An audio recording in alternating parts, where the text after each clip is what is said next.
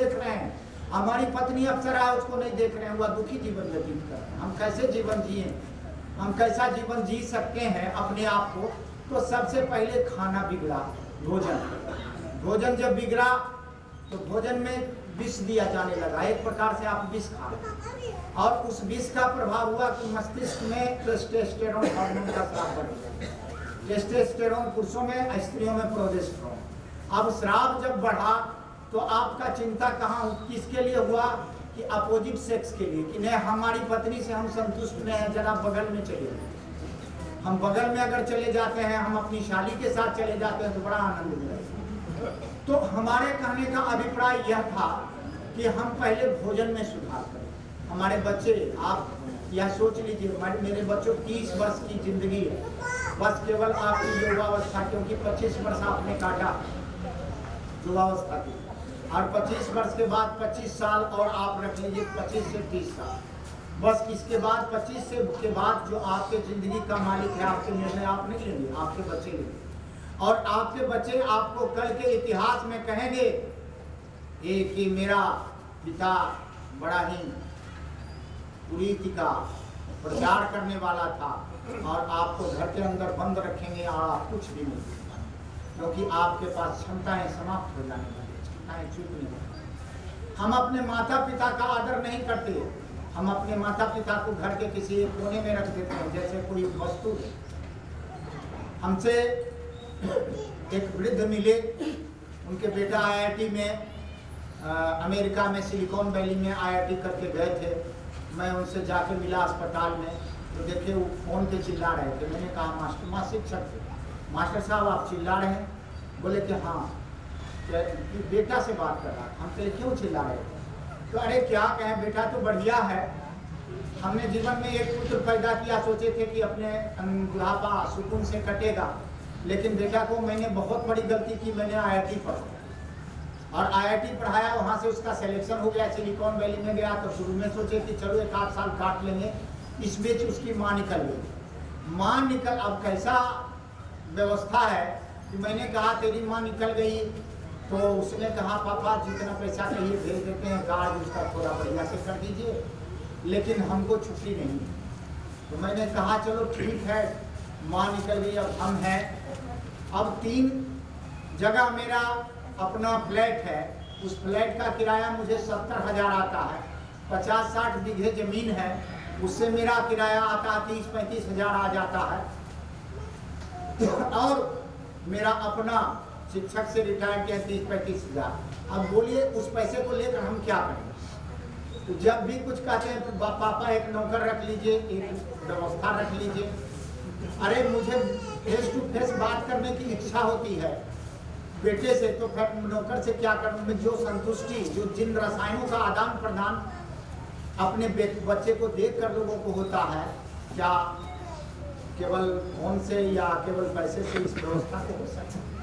आपने पैसा, अभी जब तक 10,000 रुपये की नौकरी मांग रहे थे कि हे भगवान मुझे 10,000 मिल जाता, मैं बड़ा प्रसन्न हूँ। और भगवान हनुमान जी ने आप पर इतनी कृपा की कि आज आपको जवान की नौकरी मिल गई, तो 50,000 तो मिल ही जाते। कितने? 50,000। और 50,000 रुपया जब दे दिया तो अब आप भगवान को भी गाली देने लगे, माता पिता को गाली देने लगे, और तो और आपने उस स्टेटस सिंबल में वह सब कुछ एडॉप्ट करना जो आपके लिए वांछित नहीं है। लेकिन आप सोच लीजिए, पैसे से इंसान अगर सुविधा जुटा सकता है लेकिन सुख नहीं। इंसान पैसे से सुविधा जुटा सकता, हो सकता हम यहाँ से उतरे तुरंत आप कार से हमको वहाँ तक ले जाएं, लेकिन उससे मेरी स्थिति कमजोर ही होगी, बहुत ताकतवर नहीं हो। सुख तो परमात्मा के चिंतन में है, सुख तो सामाजिक चिंतन में है, सुख माता पिता की सेवा में है, सुख अपने पत्नी को अपना पत्नी समझने में है, दूसरे पत्नी को माँ समझने में है। और यह पूरे संसार में अगर सुख किसी से मिल सकता और जीवन का उद्देश्य भी यही है। आप जिस अहंकार के तुष्टि के लिए इसको करते जा रहे हैं, सुना है कि बोधिसत्व जब चीन गए तो उनसे मिलने के लिए चीन के सम्राट आए। बोधिसत्व का नाम आपने सुना होगा, बड़े भिक्षु। कहा कि सम्राट जब आए तो उन्होंने कहा कि महाराज मैंने जीवन में सब कुछ पा लिया, परंतु मेरे जीवन में शांति नहीं। कहा क्यों? कहा मैंने जीवन में अहंकार इतना अर्जित किया है मुझे लगता है कि ये मिल गया तो अब ये पाए, ये मिल गया तो ये पाए। तो बोधिसत्व ने कहा कि इसका इलाज आप कल आइएगा तब। बोला कल कैसे आएंगे? कहा हाँ जा रहे हैं, लेकिन आप अहंकार को भी साथ लेकर, अकेले नहीं आएंगे।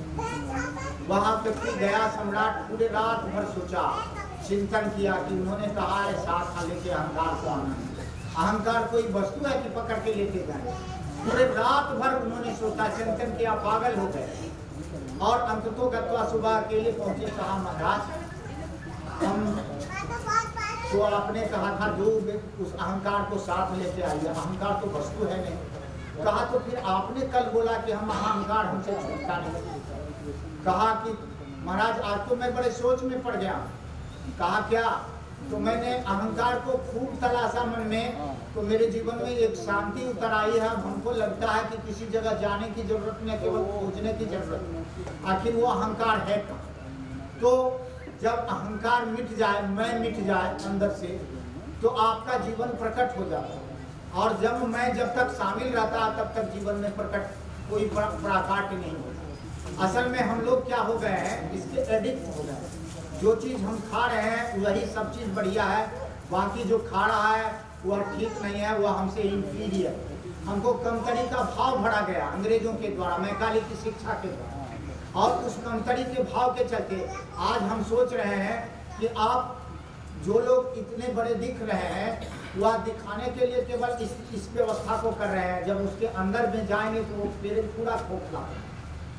अब हम जो बता रहे हैं उस व्यवस्था में हम, और जो लोग बड़े होते जा रहे हैं वो विचार से बड़े।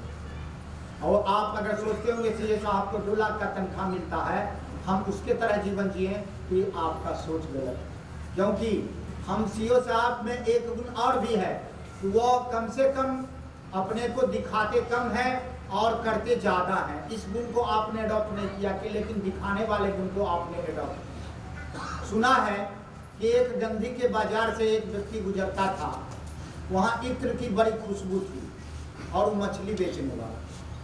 तो उसने जीवन में केवल मछली बेचा, और मछली बेचते बेचते उसके जीवन में नाक में जो भी खुशबू गई वह मछली की ही खुशबू थी। अब उसको आप खुशबू कहते हैं या बदबू, ये तो आप जानिए, लेकिन उसने सोचा कि जीवन में अगर खुशबू सबसे अच्छी होती है तो मछली की है ना। तो जिस बाजार से गुजरता था उसमें इत्र का बाजार, एक से एक इत्र होता था। उस इत्र के बाजार से जब वह गुजरा तो कहता, उफ कितनी बदबू है, मेरा तो सर फट गया।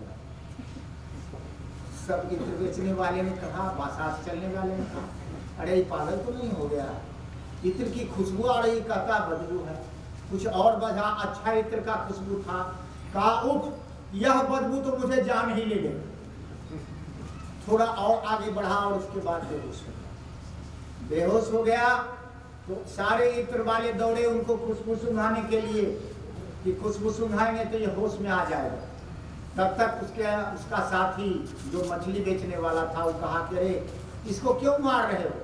कहा इसमें मारने जैसी क्या बात है, हम तो खुशबू सुंघा रहे हैं। कहा कि नहीं रुको, यह इसके लिए खुशबू नहीं है, वह मछली बेचने का एक जो होता है वो बट्टा कहते हैं, आप लोग क्या कहते हैं वो आप लोग समझिए। तो उसके साथ उसमें बोड़े का चट रखता है मछली को ढकने के लिए, उसमें जल डाला और उसके बोड़े को उसके नाक तक पहुंचाया कट्टे पे। तो उसने सूंघ कर कहा, आह कितनी अच्छी खुशबू, आ गया मुझे होश, है ना। तो असल में जिस बदबू में आप जी रहे हैं, आप सोच रहे हैं कि ये खुशबू है, और हम जिस खुशबू को भूल गए हैं, वह जो खुशबू का आनंद है, जिस खुशबू में हमें आनंद आता, उस खुशबू को प्राप्त करने के लिए आप भूले हुए देवता हैं। युधिष्ठिर से किसी ने पूछा कि आपका जाने का समय आ गया है, आप इस धरती से अब विदा लेंगे, तो पहले स्वर्ग जाएंगे कि नर्क जाएंगे? युधिष्ठिर ने कहा कि नर्क किसको करना और स्वर्ग किसको करना। कहा स्वर्ग में जाएंगे तो बड़ी शांति रहती है, वहाँ सारे लोग देवता रहते हैं, जो चीज़ मांगते हैं तुरंत मिल जाती है, और सबसे बड़ी चीज़ है कि वहाँ कोई चिल को नहीं रहती, बहुत शांति है। और नर्क में कहा बड़ा चिल्लाहट रहती है, सब चिल्लाता है, बोले मुझे बचाओ, मुझे कीड़े काट रहे हैं, मुझे सुई चुभाया जा रहा है, मुझे बड़ा कष्ट दिया जा रहा है, बड़ा जोर से चिल्लाहट होती है, कभी नींद नहीं होती। कहा तब तो मैं जरूर नर्क देखूंगा युधिष्ठिर ने, और गए नर्क के दरवाजे पर। तो उन्होंने बड़ा शांति पाया।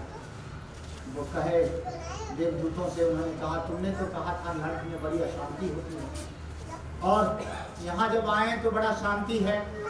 कहा हाँ, यहाँ आने के बाद शांति जब आप आए हैं तब। अर्थात कोई व्यक्ति जो साधक होता है, जो साधु होता है, जो संत होता है, वह नर्क में भी चला जाता है तो वह स्वर्ग, वह नर्क में भी चला जाता है तो वह स्वर्ग हो जाता है। दुर्योधन चिल्लाया नर्क से, भैया आपके आने के पहले यहाँ बड़ी अशांति थी, लेकिन जब से आए हैं आपके सिर से, आपके शरीर से जो खुशबू आई इस नर्क में, यहाँ बड़ी शांति फैल गई। गंगाज देवदूतों को उन्होंने कहा मेरे भाइयों को अगर मेरा नर्क में रहने से सुख होता है तो रहने दो। कहा नहीं महाराज, आपके समय खत्म हो गए, और समय आपका जितना पीरियड था नर्क भोगना आपने भोग लिया, एक क्षण के लिए नर्क भोगना था। तो इस क्षण के नर्क को भोगने के लिए युधिष्ठिर वहां गए। तो पूरे जीवन में अगर आप कोई व्यवस्था करते हैं, आप अपनी व्यवस्था में संतोष रखते हैं, तो आप तुलसी से तुलसीदास हो सकते हैं, आप युधिष्ठिर हो सकते हैं। उसके बाद स्वर्ग जाते हैं तो स्वर्ग तो स्वर्ग है ही, और नर्क भी स्वर्ग हो सकता है, यह आप सब से हो सकता है। उसमें कोई एक व्यक्ति नहीं है, आप में संतोष आने से हो सकता है। हमको जो मिला, जैसा मिला, हम एज इट इज लेंगे, हम उसको ज़्यादा और कमतर नहीं लेंगे, हम उसको जिस व्यवस्था में लेंगे एज इट इज।